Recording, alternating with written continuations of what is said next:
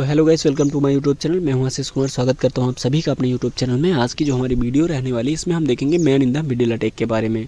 तो चलिए डेफिनेशन देख लेते हैं इसकी। Man in the middle attack एक ऐसा अटैक होता है जिसमें जो अटैकर्स होता है दो कम्युनिकेशंस पार्टीज़ के बीच में सीक्रेटली जो डेटा होता है उसको इंटरसेप्ट या मॉडिफाई करने का काम करता है।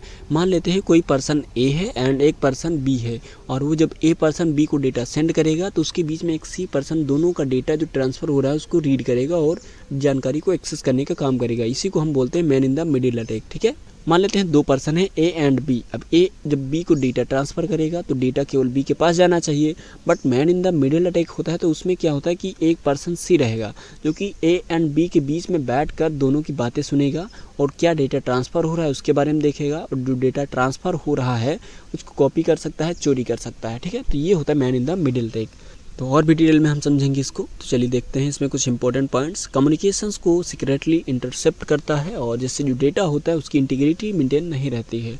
सेंसिटिव डाटा जैसे कि पासवर्ड हो गया, क्रेडिट कार्ड इन्फॉर्मेशंस हो गई, इन सारी चीज़ों को चोरी कर सकता है।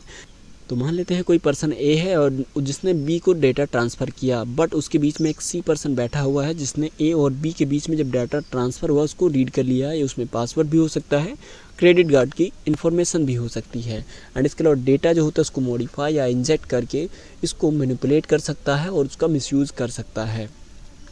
दोनों पार्टीज़ को अनफेयर रखता है क्योंकि इसमें जो डेटा होता है जब सेंडर सेंड करता है, रिसीवर रिसीव भी कर लेता है, रिसीवर रीड भी कर लेता है, देख भी लेता है। इसीलिए उसको लगता है कि सारा डेटा सिक्योर है, बट थर्ड पर्सन जो बीच में बैठा रहेगा वो पता होने भी नहीं देता है क्योंकि डेटा उसने कॉपी कर लिया है या उसको मॉडिफाई कर दिया है या चेंज कर दिया है।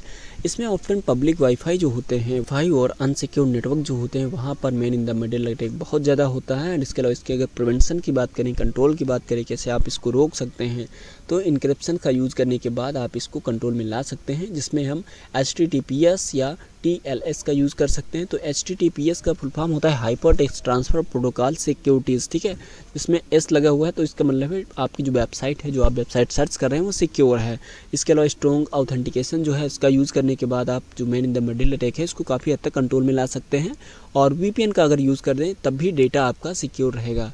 तो VPN का काम होता है दो पार्टीज़ के बीच में एक ऐसी लेयर बना देना, एक ऐसा टनल बना देना जिससे थर्ड पर्सन उसको ब्रेक ना कर पाए और डेटा क्या ट्रांसफ़र हो रहा है, क्या यूज़र की रिक्वायरमेंट है, क्या डेटा जो है वो मांग रहा है वेबसाइट से, वो सारी चीज़ें अदर पर्सन को पता भी नहीं चलेंगी। जो डेटा है वो सेंडर और रिसीवर के बीच में चलता रहेगा। जो इनक्रिप्शंस होता है उसमें जो डेटा होता है सीक्रेट कोड में कन्वर्ट हो जाता है, जिससे जो रिसीवर है वो केवल डेटा को रीड कर पाएगा, जो सेंडर है वो डेटा को सेंड भी कर पाएगा, और जो थर्ड पर्सन है ए और बी के बीच में बैठा हुआ सी पर्सन वो डेटा को नहीं जान पाएगा या उसको समझ नहीं पाएगा कि क्या चीज़ें सेंड की जा रही हैं, क्या चीज़ें रिसीव की जा रही हैं। ठीक है,